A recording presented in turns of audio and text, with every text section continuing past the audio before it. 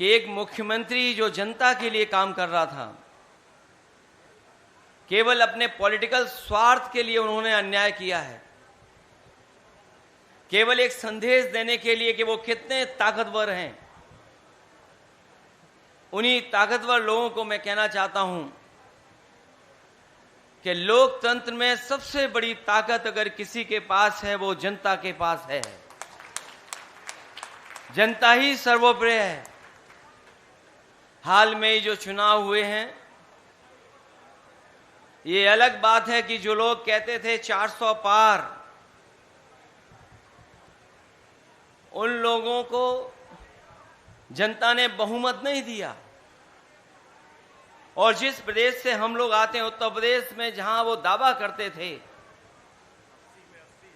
कि 80 में 80 सीटें जीत जाएंगे, लेकिन उत्तर प्रदेश की जनता का मैं धन्यवाद देता हूं, उन्होंने न केवल भारतीय जनता पार्टी को हराया है, बल्कि अपना फैसला समाजवादी पार्टी और इंडिया गठबंधन के पक्ष में देकर के उन्होंने भारतीय जनता पार्टी की बहुमत की सरकार को भी रोकने का काम किया। जहां उनके सांसद हारे हैं, वहीं देश के प्रधानमंत्री जी भी वोटों से हारे हैं।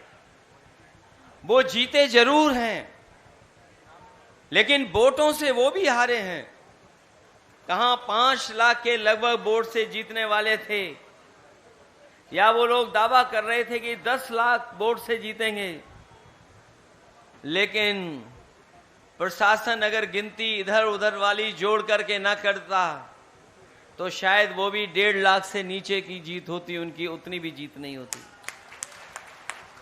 कम से कम ये संदेश तो बीजेपी को समझना चाहिए कि जनता उनके खिलाफ है। और हमें खुशी इस बात की है, आप पार्टी के कार्यकर्ता, नेता, अगर उनके नेता जेल भी चले गए हों, लेकिन आप पार्टी के नेताओं के और कार्यकर्ताओं का मनोबल नीचे नहीं हुआ है। मैं उन्हें बधाई देता हूं।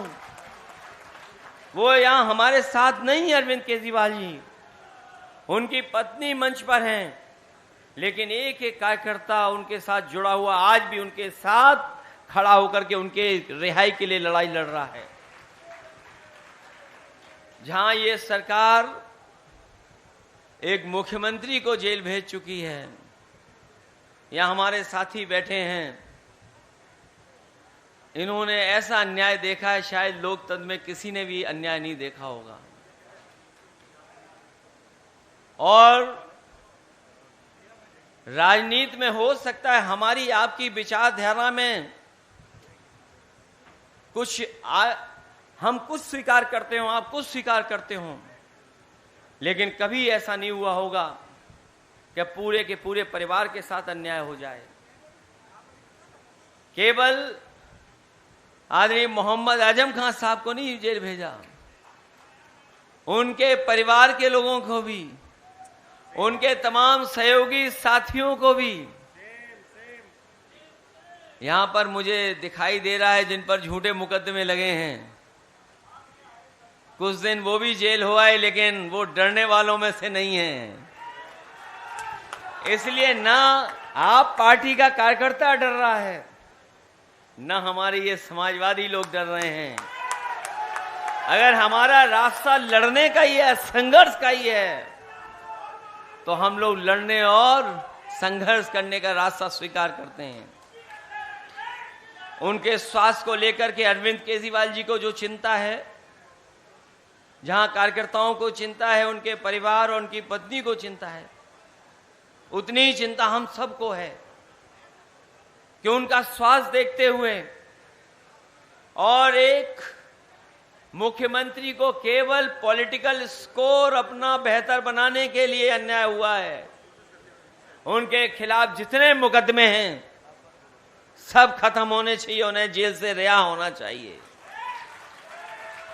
हालांकि एक बात मैंने चुनाव से पहले कह दी थी कि कई ऐसी संस्थाएं हैं दिल्ली के पास जो पॉलिटिकल लोगों को समय समय पर परेशान करती हैं। वो संस्थाएं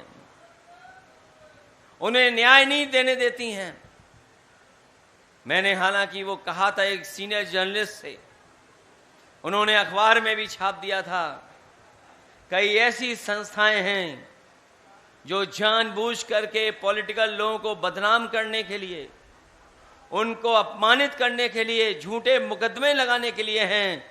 अगर जब कभी भी संस्था हम लोग सत्ता में आएंगे, ऐसी संस्थाओं को हमेशा हमेशा के लिए खत्म कर देंगे। हमारे लोकतंत्र में किसी को झूठा फंसाना नहीं लिखा है, हमारे संविधान में झूठा फंसाना नहीं लिखा है, लेकिन बीजेपी का पता नहीं कौन सा संविधान है जिससे झूठा फंसा देते हैं। न जाने कौन से सेक्शन में ये व्यवस्थाएं बना देते हैं। इसलिए हमारी लड़ाई, और हम आपका हमेशा साथ देते रहेंगे। आप अच्छे दिन में भी होंगे, दुख तकलीफ में भी होंगे, तो हम समाजवादी लोग आपके साथ खड़े दिखाई देंगे। मैं आपको इस संघर्ष के लिए बधाई देता हूं।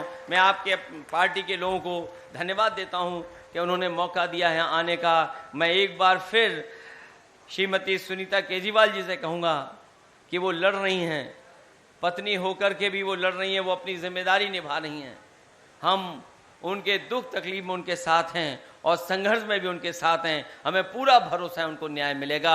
और अपने यहाँ आए हुए समाजवादियों से भी कहना चाहते हैं कि देर हो सकती, अंधेर नहीं होगी।